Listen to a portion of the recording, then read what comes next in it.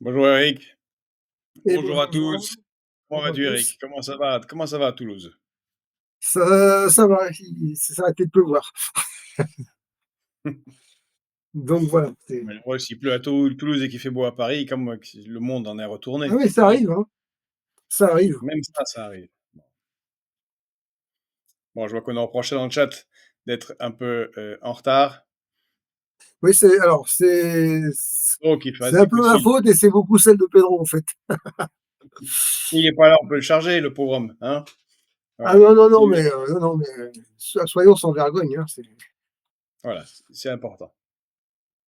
oui, oui, il faut se faire Bon, mis faut à se faire part, plaisir. ce petit, moment d'humour, il y a le 1er sujet est assez, tragique. Heu, il Mmh. est,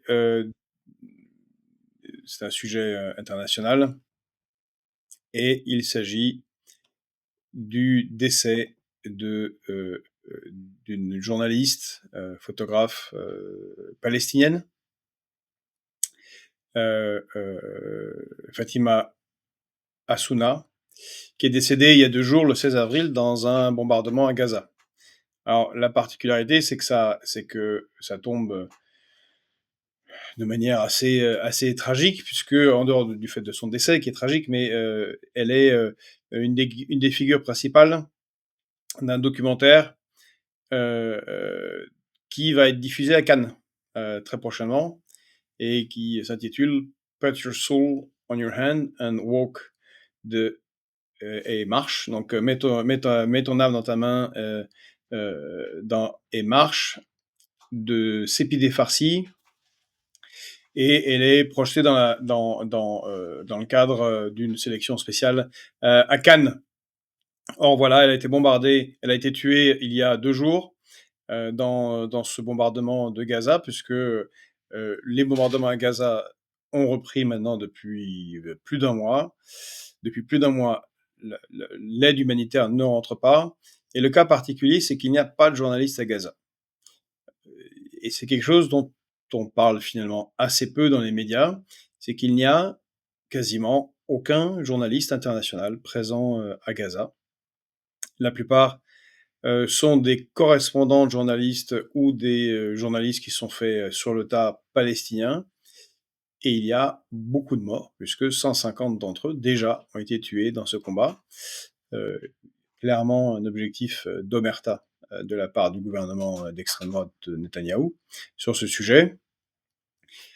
Donc voilà, un événement tragique pour rappeler que, eh bien, à Gaza, la guerre continue, les bombardements continuent. Euh, dans les jours précédents, le gouvernement israélien a annoncé qu'il souhaitait avoir une zone tampon qui est une zone tampon d'un tiers de la taille de Gaza. Et à nouveau, 500 000 personnes, 500 000 Palestiniens ont été déplacés dans un contexte de guerre dans Gaza, donc déplacés d'un côté et de l'autre. Euh, et le gouvernement israélien déclare maintenant officiellement ce que nous disions ici en l'analysant, eh bien que les territoires syriens de l'extension du Golan seront annexés à Israël. Euh, Ce sera le cas de Gaza et même une partie du sud Liban. On est vraiment dans une logique belliciste, puisque le Liban a peu de chances d'accepter, les Gazaouis également. Quant aux Syriens, ça, on verra bien, on en parlera tout à l'heure avec notre invité spécial. Et Eric, et toi, toi qui suis ce qui se passe sur les réseaux, est-ce que c'est quelque chose dont on a beaucoup parlé? Parce que sur les médias officiels, ça n'a pas fait non plus beaucoup de remous. Ouais, moi Évoqué. je l'ai vu, hein. Ça, je l'ai vu. Ça m'était quand même même proposé, je crois, par Google. Alors je pense que c'est surtout par l'algorithme de Google qui du coup m'aiguille pas mal sur un certain nombre de sujets, notamment sur les questions internationales. J'ai pas vu que les gens s'affolaient beaucoup là-dessus. Non, tout ce que j'ai vu, c'est qu'effectivement, c'est un peu compliqué pour le Hamas avec la population, parce qu'ils n'arrivent même pas à contrôler les manifestations qui sont contre eux. Mais bon, ça, c'est ça. Il y a aussi peut-être pas mal de. Ça peut être gonflé ou dégonflé suivant les intérêts des organes de presse, hein, globalement. Moi, j'ai pas vu que ça avait beaucoup parlé sur son cas à elle. J'avais l'information, ça c'est très clair, mais j'ai pas beaucoup vu qu'on en parlait. Donc ce qui est un peu ce qui est un peu étonnant. Ce que j'ai vu par contre, c'est qu'effectivement alors je sais plus si c'est Reporters sans frontières, je sais plus quelle institution, soulevait le nombre élevé de morts, de la presse, qui couvre Gaza. Il y a une proportion qui est sans commune mesure avec, Ah oui, c'est l'ensemble des inégalé. zones de guerre. Mais là encore, c'est le deux poids deux mesures qui est très très clairement vu dans le Sud global. C'est quand un journaliste meurt en Ukraine, ce qui est inacceptable, une couverture médiatique colossale, mais là on est à 150 quand même. Ouais, Oui. et c'est Oui, oui, non, mais silencieux. c'est ça, c'est vraiment énorme. Donc, bon, je veux bien qu'on ne fait pas d'omelette sans casser d'œufs, mais là, le gouvernement Netanyahou, il s'offre l'omelette géante de Pâques, quoi, hein. Et puis ça semble volontaire dans Oui, non, c'est pas clairement mal de volontaire. L'idée, c'est de dissuader toute couverture du sujet. Comme ça, ben, on repart. Comme ça, ben, ils peuvent travailler tranquillement, quoi. Mais l'autre sujet donc, qui sort de plus en plus, par contre, sur ce théâtre-là, c'est la question des gens qui veulent pas retourner dans l'armée israélienne, qui veulent pas y retourner parce que ils considèrent que ça a pas tellement de sens ce qu'on leur fait faire maintenant et que ça devient n'importe quoi. Et ça, c'est quand Oui, même, c'est ça, intéressant, c'est c'est quand même le. un problème pour Netanyahou, je pense, à terme. Mais ce qui veut dire aussi que il va garder sur le terrain que les plus radicalisés, ceux qui vont faire un peu n'importe quoi ou ceux qui veulent faire de l'épuration ethnique sans état d'âme, parce que cette frange de la population existe aussi. Euh, Oui, et même assez importante, tu as raison de souligner, puisqu'on en parle assez peu. Il y a un vrai affrontement au sein de la société israélienne sur la manière dont sont conduites ces guerres, parce qu'il n'y a pas que Gaza, il y a la Cisjordanie, il y a la Syrie, il y a le Liban. Euh, la politique générale de Netanyahou, et il faut-il le rappeler, il est quand même poursuivi pour des faits graves, d'un côté de corruption, de l'autre de haute trahison, par des cours israéliennes. Donc les choses ne sont pas monolithiques, comme elles ne le sont jamais, mais c'est toujours bien de le rappeler, puisque on a une tendance dans nos médias à faire les choses de manière un peu à la serpe, un peu monolithique. ouais, Bon, oui, comme on oui, a un invité qui arrive à 10h15, on va passer rapidement sur les sujets. Là, on a un sujet qui t'est proche, donc tu vas tout nous expliquer. On a ce qu'on appelle le train de la colère.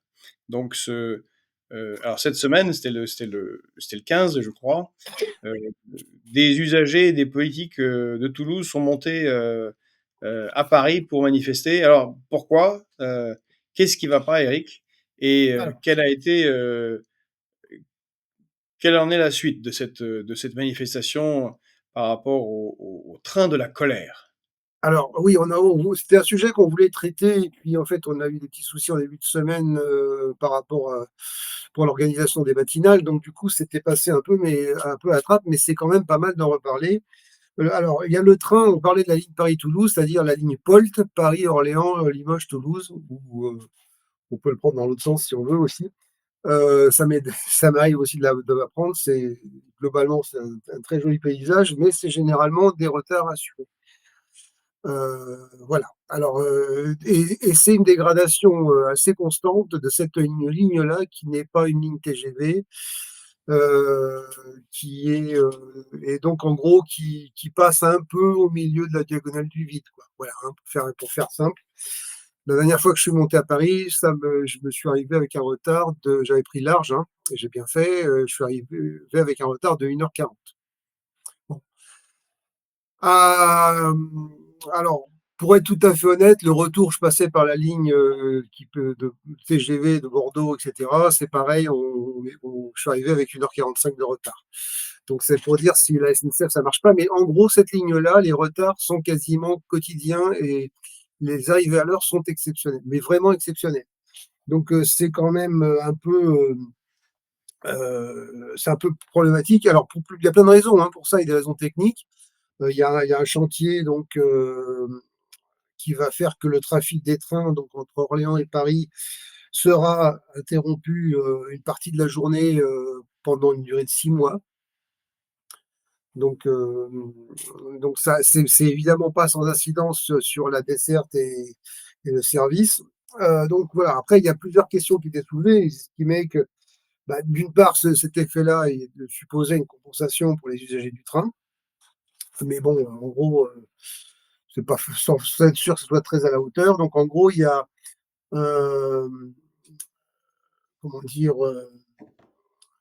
l'idée, c'est de proposer 10 000, qui était évoqué, c'était de proposer 10 000 billets à 19 € au mois de juin. Sauf que le nombre d'usagers de la ligne Polt à l'année, c'est à peu près 2,6 millions d'usagers. Donc c'est le geste qui est fait est complètement ridicule. Ça, c'est une première chose. C'était le maire de Bourges qui soulevait ça. Pour être tout à fait précis aussi, j'oubliais, alors indépendamment de la ligne Polt, il y avait un autre train de la colère qui partait de Clermont parce que c'est les mêmes difficultés. Hein.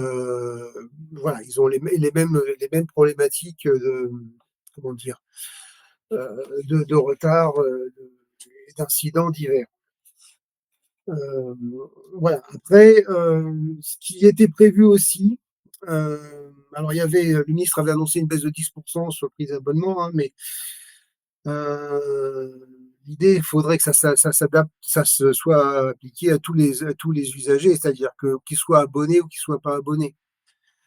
Voilà, parce que l'idée, c'est quand même qu'il y a un préjudice à réparer, le fait que les trains n'arrivent pas, le trafic soit interrompu, c'est vraiment un préjudice en termes d'organisation pour les usagers, etc. Alors, c'est pas que ça. Il y a le problème des rames oxygène. Oxygène, c'est donc des nouvelles rames qui doivent arriver, qui normalement devraient permettre d'améliorer la qualité de service, puisque bon, c'est pas du luxe. Il y a un train sur 5 qui a des difficultés, qui a des problèmes de maintenance, etc. Donc, en fait, ce qui s'est passé probablement, c'est que comme il y avait les rames oxygène qui étaient censées arriver, ben, en fait, les dirigeants se sont dit, bon, bah, c'est pas grave, c'est pas la peine d'en faire trop sur la maintenance, puisque de toute façon, ça sera vite remplacé, donc on va limiter les coûts. Parce que voilà, ça c'est aussi l'oreille du tableur Excel. Voilà. Et donc, Donc c'est le processus de décomposition des lignes de chemin de fer, en fait, que tu oui, oui, décris. c'est un processus de décomposition et c'est une ligne vraiment qui est très emblématique de ce point de vue-là. C'est-à-dire, en fait, on a l'impression que on voudrait privilégier, on voudrait privilégier les trajets Toulouse-Paris par Bordeaux plutôt que par Limoges. C'est vraiment la sensation qu'on a, ne serait-ce que pour justifier bah, effectivement la construction de la ligne à grande vitesse entre Bordeaux et Toulouse. Euh, bon, c'est pas forcément. On peut en discuter, hein, mais le problème, c'est que derrière, on oublie tout. On oublie Cahors, on oublie Souillac, on oublie Limoges, etc. C'est-à-dire, en gros, c'est comme si on faisait comme si on sacrifiait le truc. Et donc, du coup, on parlait avec Pedro. Alors là, c'était pour les transports du quotidien. Mais c'est exactement le même problème. Comment justifier aux gens, comment dire aux gens, prenez plus le train parce que c'est plus vert, plus écolo, etc. Si le train est systématiquement en retard et s'il y a toujours des incidents. Donc voilà, c'est toute la difficulté. Alors les voyageurs sont quand même assez, assez dépités. Hein.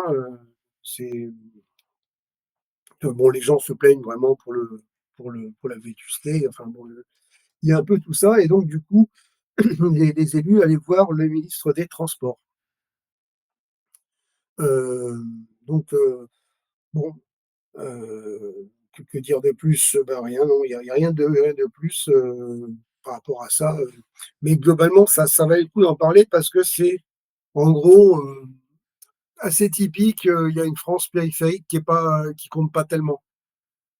Voilà, c'est vraiment ça le problème. Les belles lignes, rentables, et prestigieuses, Le classique. de TGV, ça va, mais bon, voilà, c'est une politique menée par la SNCF depuis longtemps. Alors effectivement, il fallait, privilégier des options de, comment dire? De luxe, sauf que là, on se retrouve avec une politique tarifaire qui est complètement délirante. On comprend plus rien au montant des, au montant aux tarifications. C'est vraiment un truc problématique.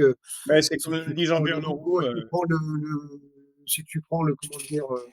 Les Inouïs, c'est pas la même boîte qui va te rembourser tes retards. En gros, ça passe pas par le même endroit. Enfin, du coup, avant, on traitait avec la SNCF traitait nous gérait ça. Maintenant, c'est, Inouï qui gère, c'est voilà. Donc on a complexifié, le bordel existant et bon, c'est clairement, on était rentré dans une logique très, très commerciale avec, bon, sur Booking, machin et cetera. Enfin, un peu comme une compagnie d'aviation et on voit comment on en paye les conséquences en termes de service, sachant que ces lignes-là sont aussi des lignes du quotidien. Les gens sont notamment en Limousin, ils sont vocation souvent à faire de longs trajets. mais C'est-à-dire c'est que marrant pour aller, alors qu'en même des temps, fois, ils on vient font de les monter à ZFE, Limoges, ils on embêtent les gens avec les voitures. C'est drôle ça. ouais, Ah, oui, ah les aides, ils cassent les lignes de chemin de fer et en même temps, ils aident pas les gens ouais, avec leur véhicule. Ils veulent que les gens fassent oui, quoi? alors après Des dromadaires, des ânes,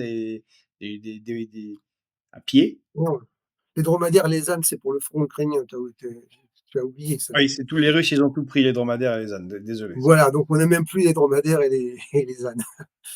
Non, c'est mais la bon, faute des ça Russes. c'est trêve de plaisanterie. C'est vraiment quelque chose, un mouvement qui est quand même assez symptomatique et c'est vraiment ce qui s'exprime dans le train de la colère. C'est plutôt, notamment de la part des élus, hein, parce qu'on peut critiquer les élus et cetera, mais à un moment donné, les élus, ils ont les mêmes problèmes que tout le monde et puis, bah, ça leur crée des problèmes particuliers dans le développement de leur agglomération, tout bêtement, hein. Mais Régis, dans le chat, nous dit des lignes Ouais, sont privilégiées, exemple Marseille-Nice, à la demande des politiques et ouais. d'autres. Voilà. Jean-François Alors, nous dit que c'est pas des ouais, politiques, mais des acteurs. Oui, c'est le cas, souvent. alors, oui, la ligne Marseille-Nice, quand même, c'était pas une de celles qui fonctionnait le mieux. Je l'ai prise pendant assez longtemps, assez souvent, là, il y a quelques années maintenant, hein, une quinzaine d'années. Et c'était systématique aussi du retard en permanence à partir de Marseille. Il y en avait toujours un truc qui déconnait. Bon, alors, il y a plein de choses, hein, sur la ligne. On pourrait parler aussi de cette ligne-là, et je pense qu'à la limite, Régis nous en parlerait beaucoup mieux que moi, mais globalement, c'est vrai que le doublement des voies, et cetera, vu l'urbanisation des zones littorales, c'est très problématique. Alors, Enfin, dans un registre qui pourrait sembler différent, mais non, qui non, n'est pas si différent que cela, on a une nouvelle qui nous vient du Chili, qui est assez intéressante, où là-bas, oui, ils ont été les champions de la privatisation, les champions des politiques d'austérité néolibérales, de la fin de l'État.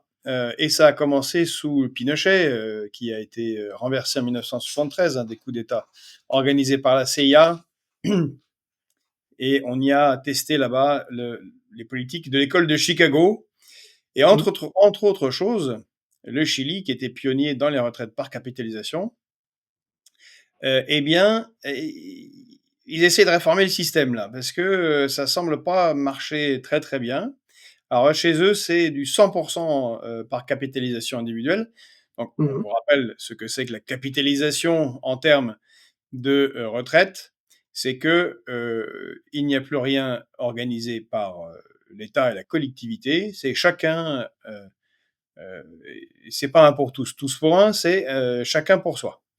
et chacun pour soi, eh bien chacun pour soi met en place un financement de sa retraite en mettant des sous tous les mois Mmh. sur des comptes particuliers d'excellentes institutions financières qui font ça, comme BlackRock, et qui vous promettent, en faisant fructifier votre argent, que vous en aurez beaucoup à la retraite. Voilà. Plutôt que de financer toutes les autres feignasses, vous financez vous-même. Donc, c'est l'idée, hein. Mais Oui. voilà, ça marche pas extrêmement bien au Chili. Il y a eu quelques catastrophes aux États-Unis. On s'en souvient d'une, moi et Eric. Ça remonte un peu, mais c'est le scandale d'Enron. Non seulement l'entreprise s'était effondrée, mais toutes les retraites de ceux qui avaient capitalisé avec Enron, tout ça avait disparu aux États-Unis d'un coup et ils se retrouvaient sans aucune retraite. Bah, Donc, oui, le système on peut qu'on fout rappeler tout en l'air pour privatiser marche pas toujours, hein, Eric. oui, ah bah, non, ça marche pas toujours. On peut même rappeler, alors on va faire on peut remonter un peu plus loin dans l'histoire. La crise de 29 a vu effectivement, un certain nombre de rentiers, qui se sont retrouvés déclassés parce que du coup, ça rapportait plus rien. L'argent qui était placé, pour leur retraite, l'argent de leur rente s'était effondré d'un seul coup, ils n'avaient plus rien. C'est aussi un des paramètres. Alors par exemple au Chili, ce qu'on peut dire, c'est que par exemple, il y a 72 des retraités, 72 qui touchent une retraite inférieure au salaire minimum. Donc ça ça veut dire que ce système-là par capitalisation où le privé, gère, forcément mieux, que les caisses, de sécu, qui font de la retraite, pardon, par répartition, bah, en gros, ça ils savent pas si bien fonctionner que ça. N'en déplaise, à Agnès Verdier-Molinier, voilà, j'ai une tendresse particulière pour cette dame qui raconte plein de choses. Heu, voilà et en fait, par exemple, je donne un exemple, Caillou dans le chat nous dit, c'est très drôle, juste je le passe. Bonjour à tous, le chacun pour soi, c'est surtout chacun pour quelques-uns. Ah, c'est pas faux. Ça permet à quelques-uns de s'enrichir beaucoup, beaucoup, beaucoup. oui, oui, non, mais je vous donne, il y avait un exemple qui était cité, c'était une habitante, bon, elle avait 65 ans, qui avait calculé, la retraite et en fait, en gros, elle gagnait, disons, entre 1 200 1 800 par mois et maintenant, en gros, c'est 200 € pour elle et elle a cotisé 38 ans. Voilà, c'est quelque chose qu'il faut mesurer. Voilà ce que ça veut concrètement, il faut mesurer concrètement les incidences que ça peut avoir sur la vie des gens. Donc En tout cas, voilà, ce qui est intéressant, c'est que au Chili, et dont évidemment on va pas beaucoup nous parler parce que ici ils veulent mettre de facto, ils veulent casser la retraite par répartition et mettre une retraite par capitalisation. C'est pour ça qu'on vous en parle aujourd'hui. Donc au Chili, le problème, c'est que beaucoup de citoyens bah, se retrouvent avec pas la retraite qui était escomptée, beaucoup moins parfois quasiment rien, et avec des capacités de travail qui ne sont plus les mêmes parce que beaucoup doivent se remettre à travailler tout oui, simplement pour pouvoir vivre, parce que c'est ça ce qui se passe au Chili. Et le gouvernement, en fait, on n'en parle pas ici, mais ça fait déjà 3 4 ans que le gouvernement essaye de rattraper le truc oui, en faisant des sortes de lois qui imposent aux entreprises de mettre un peu au pot de chaque cotisant sur ses propres sur la capitalisation de chacun des citoyens qui travailleraient dans l'entreprise. Je n'ai pas été très clair, mais pardon. Donc il y avait une loi qui imposait à une oui, entreprise lambda, si vous travaillez dans l'entreprise lambda, voyant que la retraite des gens allait être faible pour éviter une crise sociale, ils ont demandé aux entrepreneurs d'entreprises lambda eh bien, d'abonder un peu sur les comptes par capitalisation de ceux qui travaillent dans leur entreprise. oui. Bon, ça n'a pas suffi. Et là, ils sont en Non, train de réfléchir à un retour à une retraite au moins partielle par répartition, parce que ça va être avec le même problème qu'ils ont, hein, ouais, de plus en plus de personnes âgées vont se retrouver dans une situation absolument intenable, avec oui, oui. trop de vieux qui ben, ne peuvent pas vivre. Et ça fait quand même moche, plein de vieux qui cherchent dans les poubelles toute la journée. Ça fait pas pays très développé quand même. Ouais, c'est ce que j'ai pu moi, c'est ce que j'avais pu voir aussi en Argentine, hein, où en gros, tous les retraités bossent ils ont un petit boulot à côté, ils tiennent une caisse, dans un centre de loisirs et ils font un petit truc tous pour compléter parce que la retraite suffit pas, même quitte quand ils ont travaillé, de manière régulière ou qu'ils étaient employés de l'État tout bêtement, hein. Donc là, effectivement, ce qui se passe avec le Chili, c'est qu'ils prévoient, une mini caisse de sécurité sociale, hein. Donc c'est pas non plus, c'est pas un bousculement général, hein. C'est, en gros, une petite partie, des 18,5% de cotisations obligatoires, qui sera, qui seront gérées, enfin, j'allais dire par l'État, mais effectivement, oui, qui sera géré par un truc, non privé, pour tout dire. Et puis Avec comme le dit l'idée, Jean-François, il y en a qui ont payé les caisses aussi. ah oui, oui, oui, non, bien sûr. Non, mais évidemment, hein, ça le problème, c'est en fait, la retraite par répartition, c'est dire aux gens: «Bah, investissez en bourse et vous aurez une retraite». Les gens se disent: «Ouais, non, mais investir en bourse, ça craint, parce que, ben, du coup, il y a du risque et cetera». Mais on leur dit: «Non, mais vous inquiétez pas, il y a une caisse qui va s'occuper de ça». Mais la caisse va prendre le risque financier, en leur nom. Donc à un moment donné, s'il y a un gros krach ou un truc comme ça, c'est fini. Le système s'effondre, ce que je disais sur les années 20-29, hein. Donc là, ce qu'ils essayent au Chili, c'est de dire: «On commence petit et on essaiera d'améliorer». On se donne, en fait, c'est une idée sur 15 ans. Voilà, c'est un processus, d'amélioration sur 15 ans. Là, ils essayent, de colmater au maximum les brèches, quoi. Mais bon, ce qui ne suffira pas, quoi, hein. Donc, ça veut dire qu'ils sont le système de retraite privée c'est pas fini, mais on a la mise en place qui va d'un système plus mixte, avec différentes sources de financement. Ouais, Jean-François qui nous dit un peu de respect pour ceux qui ont travaillé depuis l'âge de 13 ans et que lui doit travailler jusqu'à 64 ans, qu'il a envie de vomir. Ben, je comprends. Ma maman, elle a travaillé jusqu'à 69 et ma Oui, belle-maman jusqu'à 68 en France, hein. C'est déjà le cas pour certains. Et je me souviens quand je vivais aux États-Unis en 2001, de passer dans des McDo, puisque c'est la cuisine locale, les publicités, c'était pas exactement les mêmes que chez nous à l'époque. Il y avait des publicités pour les troisième âge. Venez mmh, améliorer votre retraite en travaillant quelques heures au McDo et avec des vieux, mais vraiment des vieux, vieux. Puis il y avait des chauffeurs de bus, ça me stressait un peu, des chauffeurs de bus qui visiblement devraient faire autre chose. Ça, c'était déjà en 2001. Allez, on va être un peu en retard. On a, et là, j'ai prévenu Eric, mais je vois qu'il ne regarde pas notre chat interne, donc c'est pas très grave, parce que c'est ouais, un bah, sagouin. Eric, j'ai un petit problème de souris en plus, que j'arrive ah, pas à parce qu'il y régler. a en plus un problème de mulot et de surmulot, là, on est foutu. De On est mulot et de foutu. surmulot, ouais, effectivement. Bon, on a eu, bon, je hijack notre matinale en changeant le sujet un peu au dernier moment. Mais voici, hier, nous avons eu la visite de Madame Mélanie, qui est allée, donc, gouvernement euh, italien, qui est allé à Canossa, hein, un petit peu, comme c'est ce qui est demandé par Donald Trump. C'est il demande des discussions en tête à tête, pays par pays, sur les droits de douane. Faut dire, un truc quand même assez amusant. Euh, Donald Trump ne veut pas discuter avec Madame von der Leyen. Il la méprise totalement.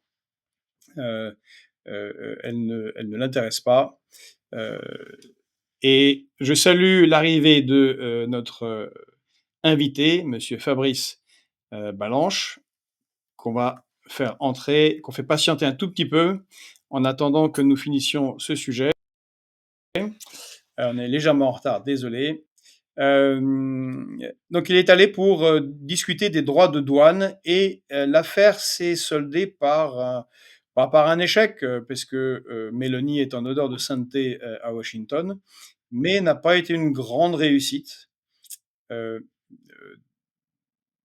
de la part de Madame Mélanie sur place, puisque pour le moment, Donald Trump est resté ferme et a clairement dit qu'il ne souhaitait pas avoir des négociations globales. sur le sujet, mais État par État. Et au même moment, hier, on avait une assemblée générale des actionnaires de LVMH. C'est important, les actionnaires de LVMH, on n'en parle pas assez. Donc, assemblée générale des actionnaires de LVMH hier. Pourquoi j'en parle? Pas parce que nous avons des actions et pas parce que nous voudrions capitaliser, faire une retraite par capitalisation, comme on vient d'en parler sur les actions LVMH, même si je pense qu'elles sont assez rentables. Donc hier, assemblée générale, et ce qui est intéressant, c'est que dans son discours devant l'assemblée générale, Bernard Arnault, qui, rappelons-le, était un de ceux qui étaient présents à l'inauguration, à la cérémonie d'inauguration d'investiture, de Donald Trump en janvier dernier, a demandé à ce que les droits de douane soient réglés. Alors ici, on lit à l'amiable, mais il a également demandé quelque chose de très intéressant, à savoir, eh bien, que les droits de douane soient supprimés. Donc on a une sorte de, de combinaison entre des gens très différents, à savoir Madame von der Leyen, Bernard Arnault et Madame Meloni, qui essayent petit à petit de faire passer le TAFTA. Donc c'est cet accord de libre-échange entre les États-Unis et l'Europe qui a été mis un peu sous le coude depuis quelques années, depuis François Hollande, et qui vise à supprimer toute tarification douanière entre les États-Unis et l'Union européenne. Ça, c'est la solution choisie par l'Union européenne et vers laquelle pousse Bernard Arnault, mais qui quand même s'est prémuni, parce que ce que je ne vous ai pas montré dans cette réunion des actionnaires de LVMH, c'est que Bernard Arnault, lui, a aussi dit qu'il délocalisait un certain nombre de ses productions aux États-Unis, suivant les conseils de Donald Trump, et pour ne pas subir les tariffs, donc les taxes douanières, mais aussi profiter d'une énergie peu chère. Et c'est là que c'est intéressant. Alors, on ne le répétera jamais assez. La solution, entre guillemets, proposée par Mme von der Leyen et les tenants de multinationales comme Bernard Arnault, c'est-à-dire de mettre en place le TAFTA, c'est la garantie d'une accélération de la destruction de l'industrie en Europe de l'Ouest, car l'énergie y est 3 fois plus chère. Donc s'il n'y a aucune taxe, aucune barrière douanière ni administrative entre deux marchés, il faudrait être fou pour continuer à produire en France, alors que c'est moins cher de produire aux États-Unis. Voilà, donc ça c'était la nouvelle du front des taxes douanières et de l'Union européenne qui essaye d'amadouer Donald Trump. Oui, j'avais vu dans le chat, effectivement, il y en a un qui disait von der Leyen n'intéresse personne, même pas la justice. Moi, ça m'a beaucoup fait rire. Si, elle est poursuivie aux États-Unis par le New York Times. Oui, c'est vrai, mais bon, globalement, Le New York Times ça avance pas vite. l'a mise, Mais bon, on reviendra là-dessus.